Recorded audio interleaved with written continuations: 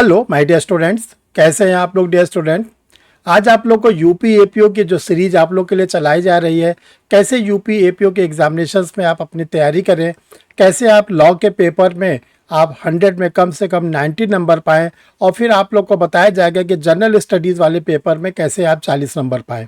तो 90 नंबर अगर आप लॉ वाले पेपर में लाते हैं, 40 नंबर आप जो है जनरल स्टडीज़ वाले में लाते हैं, तो जो आपकी प्रीलिम्स की नंबर रहेंगे वो 130 के आसपास रहेंगे। अब आपको बताया गया है कि अगर आप 120 तक नंबर ले आते हैं प्रीलिम्स में, तो आप ज़रूर और ज़रूर प्रीलिम्स एग्जामिनेशंस क्वालिफाई कर लेंगे। कल हमने आप लोग के लिए सीरीज स्टार्ट की थी, जिसमें आप लोग को हमने भारतीय न्याय संहिता की इम्पोर्टेंट 90 सेक्शन को बताया था। अगर आप उन 90 सेक्शन को कवर कर ले जाते हैं तो जो भारतीय न्याय संहिता यानी बीएनएस है, उस पर 30 क्वेश्चंस आप लोग के लिए आएंगे, 30 मार्क्स के आएंगे, 30 मार्क्स आप पाने के इंटाइटल हो जाएंगे। आज आप लोग को उसकी दूसरी सीरीज दी जा रही है, जिसमें आपको बताया जा रहा है कि जो भारतीय साक्षर अधिनियम है बीएस है, इसको कैसे तैयार करें। इससे भी आप लोग के लिए 20 क्वेश्चंस आते हैं। उन 20 क्वेश्चंस को कैसे आप तैयार करें कि आपको 20 मार्क्स इसमें ज़रूर मिले। Dear student, I am Harsh Bihari Shrivastava, law experts, Pariksha refresher, online law classes from Allahabad. चलिए डियर स्टूडेंट, देखते हैं कि जो बीएसए का पेपर हम लोग के लिए है, इसमें हम कैसे 20 क्वेश्चंस को सॉल्व करें, कैसे हम 20 मार्क्स को प्राप्त करें। जिन स्टूडेंट ने अभी तक परीक्षा रिफ्रेशर यूट्यूब चैनल को नहीं सब्सक्राइब किया है, जल्दी से जल्दी आप सब्सक्राइब कर लें। देखिए, चैनल को सब्सक्राइब करने का सबसे बड़ा बेनिफिट आपको ये मिलता है कि कोई भी वीडियो बनता है तो आपके सिस्टम पर इंडिकेशन आने शुरू हो जाता है कि परीक्षा रिफ्रेशर लॉ क्लासेस का कोई वीडियो पब्लिश होने जा रहा है। आपको घर बैठे फ्री ऑफ कास्ट ये सारे वीडियोज़ मिलने शुरू हो जाएंगे। बस एक बार आप परीक्षा रिफ्रेशर यूट्यूब चैनल को अगर सब्सक्राइब कर लेते हैं तो। चलिए डियर स्टूडेंट, देखते हैं जो भारतीय साक्ष्य अधिनियम है, जिसको हम लोग बीएसए कहते हैं। इससे पहले 25 क्वेश्चंस आते थे जब इंडियन एविडेंस एक्ट के नाम से चलते थे। इस बार यूपी के एपीओ में सिलेबस में काफ़ी अमेंडमेंट किया गया है, जिसके द्वारा जो एविडेंस एक्ट का स्थान बीएसए ने लिया है, इसके क्वेश्चन की संख्या 25 से घटाकर 20 कर दी गई है। और ये 20 क्वेश्चन जो है 20 नंबर के आएंगे, और ये 20 नंबर में कैसे आपको तैयार करना है। तो सबसे पहले आप जो बीएसए की सेक्शंस है, धाराएं हैं, उस पे आपको पकड़ होनी चाहिए। आज हम आपको बताएंगे कितनी सेक्शंस पे आपको पकड़ बनानी ज़रूरी है। ऐसा नहीं कि पूरे कोर्स को पढ़ना है, पूरी सेक्शन को पढ़ना है, वो पॉसिबल नहीं है। सेलेक्टेड सेक्शन बताई जाएगी, वो सिलेक्शन सेक्शन को अगर आप कवर कर लेते हैं तो आपका बीएसए में ज़रूर और ज़रूर आप क्रैक करेंगे। डियर स्टूडेंट, आप लोग वीडियो देखते रहते हैं, वीडियो को आप कमेंट लिखा करिए, जो आप जानना चाहते हैं उसको भी लिखिए। पिछले जितने भी वीडियोस हमने आप लोग को भेजे हैं, आप लोग बढ़ चढ़ कर कमेंट लिखते हैं तो देखते होंगे सर उसका आंसर भी देते हैं। थोड़ा सा देर हो जाता है, उसको आप मत सोचा करिए अदरवाइज़, क्योंकि बहुत बिजी लाइफ रहती है। जैसे जैसे मौका पाते हैं हम एक अपने स्टूडेंट के कमेंट्स को पढ़ते हैं और आंसर देने की कोशिश करते हैं। तो देखो, इसमें आपको बीएसए में 20 पाने के लिए क्या क्या करना है। सबसे पहले सेक्शन जो धाराएं हैं उस पर आपको पकड़ बनानी है। अब आज आपको हम बता देंगे, इसी वीडियो में बता देंगे कितनी सेक्शन को पढ़ना है। पूरी सेक्शन को नहीं पढ़ना है जो 170 से है। दूसरी चीज़, इसके आवश्यक तत्व को पढ़ना है। जब आवश्यक तत्व हम लोग पढ़ते हैं तभी हम लोग उस सेक्शन को कर पाते हैं, नहीं तो हम लोग को दिक्कत होती है। इसके बाद जो इसके इलस्ट्रेशन है, जो इसके दृष्टांत है, उसको हमको आपको सॉल्व करना बहुत ज़रूरी है। तीसरा चीज़, जो इंडियन एविडेंस एक्ट भारतीय साक्ष्य अधिनियम बना हुआ है, इसमें लीडिंग केसेस का बहुत बड़ा रोल है। लीडिंग केसेस हम अगर कवर कर लेते हैं तो ध्यान रखिएगा हमको अच्छे नंबर मिलते हैं। जैसे लीडिंग केसेस में है रटन वर्सेस क्वीन, रटन बनाम क्वीन 1971 का केस है। यह रेस जस्टिस से जुड़ा हुआ केस है जो बीएसए के सेक्शन नंबर 4 है। इसी प्रकार दूसरा केस है Ramnath versus state of Tamil Nadu. जो Ramnath versus state of Tamil Nadu का केस है 1978 का है, और ये किससे, आइडेंटिफिकेशन परेड, पहचान कार्यवाही से है, जो बीएसए के सेक्शन नंबर 7 पर है। इसी प्रकार तीसरा केस है Palvinder Kaur versus state of Punjab. Palvinder Kaur versus state of Punjab जो कन्फेशन से जुड़ा हुआ है, और ये ऑनरेबल सुप्रीम कोर्ट का केस है 1953 का है, और ये कन्फेशन संस्कृति से जुड़ा हुआ है। इसके बाद आप लोग को जैसे पाकला नारायण स्वामी वर्सेस किंग एम्पेरर, ये ब्रिटिश पीरियड का केस है, प्रिवी काउंसिल का केस है, 1939 का केस है, और ये किससे जुड़ा हुआ है, डाइंग डिक्लेरेशन, मृत्युकालिक कथन।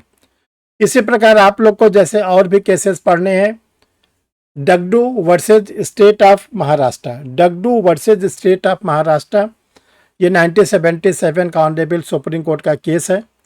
और ये जो केस है ये जुड़ा हुआ है किसे, एकम्प्लिस। एकम्प्लिस जो है ये बीएसए की इस समय सेक्शन 138 और सेक्शन 119 इलस्ट्रेशन नंबर बी से जुड़ा हुआ है। ऐसे ढेर सारे केसेस हैं, ये आपको लीडिंग केसेस पढ़ने हैं। इसमें आपको लीडिंग केसेस का पूरा साइटेशन मालूम होना चाहिए, किस ईयर का केस है ये आपको मालूम होना चाहिए, किस कोर्ट का है ये मालूम होना चाहिए, किस सब्जेक्ट से जुड़ा हुआ ये मालूम होना चाहिए। जैसे आपसे आ गया Palvinder Kaur versus state of Punjab, किस कोर्ट का है, तब दिमाग में आ रहा है कि प्रिवी काउंसिल का है, हाउस ऑफ लॉर्ड का है, सुप्रीम कोर्ट का है, किसका है, तो ये आपको मालूम होना चाहिए सुप्रीम कोर्ट का है। किस ईयर का है, 1953 का है। तो आपको ये क्या करना है, केसेस पे पकड़ बनानी है। आप देखेंगे 20 क्वेश्चन जो आप लोग के एग्जामिनेशन में पूछे जाएंगे, उसमें कम से कम 5 क्वेश्चन 4 क्वेश्चन तो आपके रहेंगे लीडिंग केसेस से, चाहे वो लीडिंग केसेस हो चाहे करंट केसेस का हो। डियर स्टूडेंट, देखिए जो हम लोग की बीएसए बनकर सामने आई है, जो 1 जुलाई 2024 से पूरे भारतवर्ष में लागू कर दी गई है। इसका जो स्ट्रक्चर रखा गया है, जो संरचना रखी गई है, पूरे बीएसए को 4 पार्ट में डिवाइड कर दिया गया है। Part A, part B, part C, part D. इसमें 12 चैप्टर्स रखे गए हैं। पहला जब हम लोग इंडियन एविडेंस सेट पढ़ते थे 3 पार्ट था, 11 चैप्टर थे। इस बार चैप्टर भी बढ़ा दिया गया, पार्ट बढ़ा दिया गया। सेक्शन रख दी गई 170, 170 धाराएं रख दी गई, पहले 167 थी। और सबसे इंपॉर्टेंट बात है, इस बार एक शेड्यूल्स भी जोड़ा गया है। तो जो नया हम लोग का बीएसए बन के आया है, 4 पार्ट, 12 चैप्टर्स, 170 सेक्शन और 1 शेड्यूल्स। अब आपसे पूछा जाता है कि वो शेड्यूल्स जो है वो क्या है, तो शेड्यूल्स का 2 पार्ट है, टेबल ए, टेबल बी। टेबल ए में कहा गया कि जो फॉर्मल विटनेसेस आएंगे, आम गवाह आते हैं, वो कैसे स्टेटमेंट देंगे, उनका प्रोफार्मा बना दिया गया है पहली बार। दूसरा, टेबल नंबर बी में जो एक्सपर्ट्स आते हैं, इनफॉर्मल विटनेसेस आते हैं, वो क्या स्टेटमेंट देंगे, उनका प्रोफार्मा बना दिया गया है।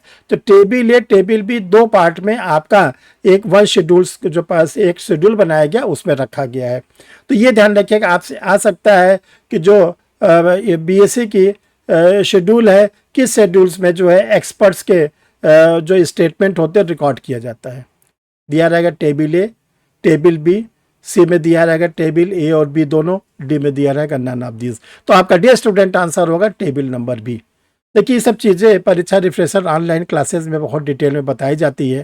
क्लासेस आप लोग के लिए स्टार्ट हुई है, आप लोग परीक्षा रिफ्रेशर लॉ क्लासेस से जुड़ सकते हैं, जो लाइव क्लास चलती है, रिकॉर्डेड वीडियो मिलता है, टेस्ट सीरीज मिलता है, स्टडी मटेरियल मिलता है, इंस्टॉलमेंट में फीस जमा करने की सुविधा दी जाती है।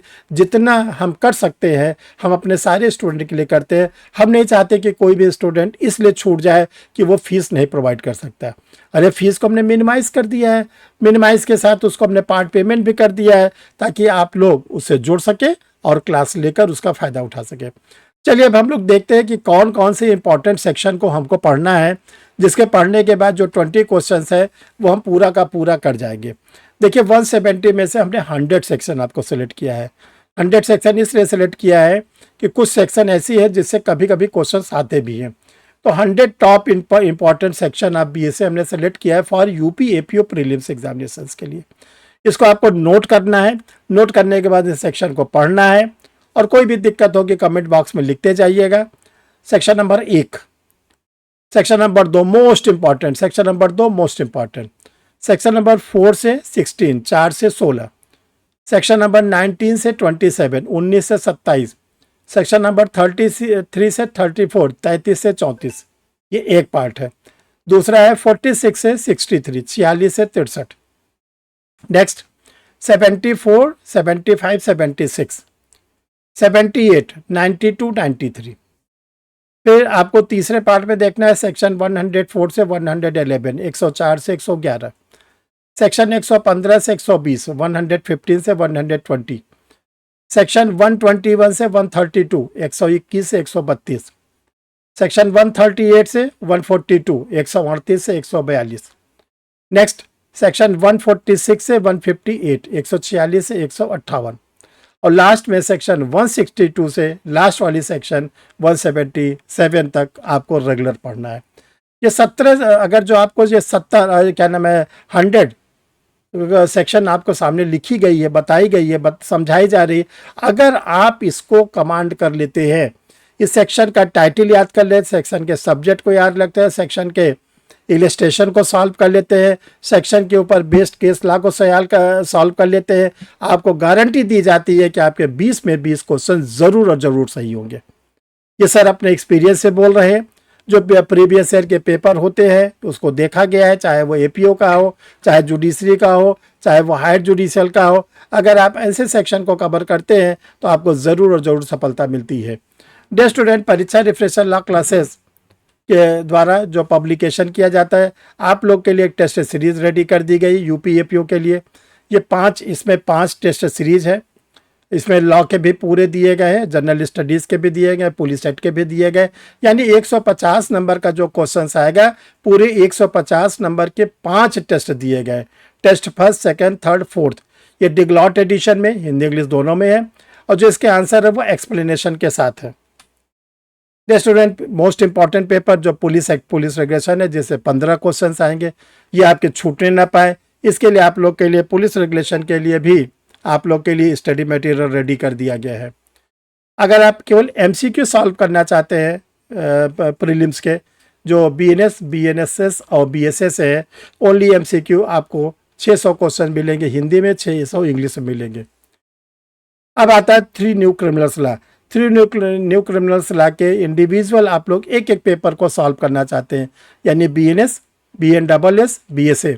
इसमें आपको सेक्शन वाइज है, इलस्ट्रेशन है, इसमें आपको केस लॉज है, प्रीवियस ईयर के क्वेश्चंस हैं, एमसीक्यू है, ये कंप्लीट नोट्स है। ईच जो है आपको 500 का है, और तीनों अगर आप लेते हैं 1499 का आपको मिलेगा।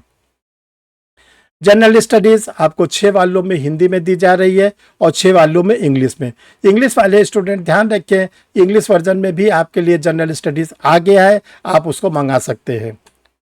स्टूडेंट, एक बहुत ही इंपॉर्टेंट है, आप लोग के लिए पॉकेट डिक्शनरी तैयार कर दी गई है, छोटी सी है, 40 बेयरेक्ट इसमें दिए गए हैं।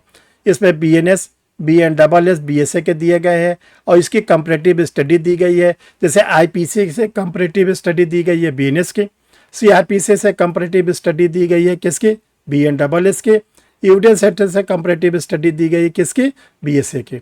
इसके बाद कॉन्स्टिट्यूशन है, टीपीए, सारे बेयर एक्ट इसमें दिए गए। ये आपके टेबल पर ज़रूर और ज़रूर रहनी चाहिए, बहुत ही सस्ती, बहुत ही आसानी से इसको आप ले सकते हैं। स्टूडेंट, परीक्षा रिफ्रेशर लॉ क्लासेस से जुड़ना चाहते हैं, या परीक्षा रिफ्रेशर का कोई स्टडी मटेरियल आप चाहते हैं, तो ये 2 व्हाट्सअप नंबर दिया गया है, इसमें आप अपना मैसेज डाल देंगे कि मुझे क्लास ज्वाइन करना है, मुझे स्टडी मटेरियल चाहिए। आगे की प्रोसीडिंग आपको उसी व्हाट्सअप नंबर पर बता दिया जाएगा। आप लोग कॉल ना किया करें, कॉल करने में क्या होता है, हम उठा नहीं पाते, या क्लास चलती रहती है, बिजी रहते हैं। बेस्ट तरीका हमने आप लोग के लिए बता दिया है कि आप इस पर अपना डिटेल दे देंगे।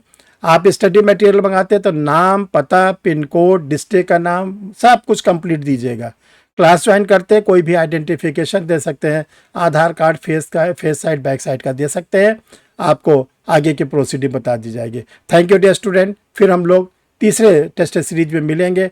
जो सीरीज चल रही है वो आप लोग के लिए होगी BNSS की।